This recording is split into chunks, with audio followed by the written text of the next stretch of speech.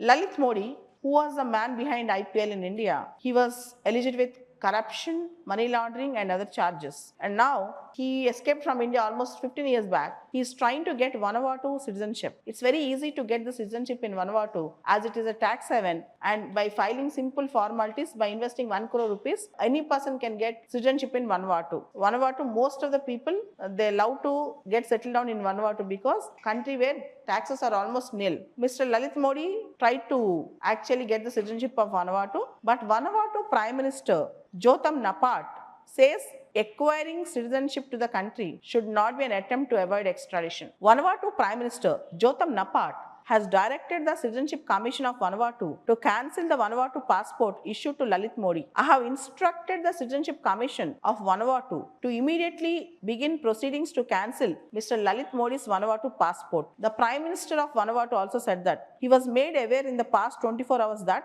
the international police twice rejected Indian authorities' request to issue an alert notice on Lalit Modi due to lack of judicial evidence. And Indian Premier League founder Mr. Lalit Modi applied to the Indian High Commission in London to cancel his Indian citizenship as he is going to acquire the citizenship of Vanuatu. Mr. Lalit Modi is living in London more than a decade after India demanded his extradition from London, but his extradition have not yet done.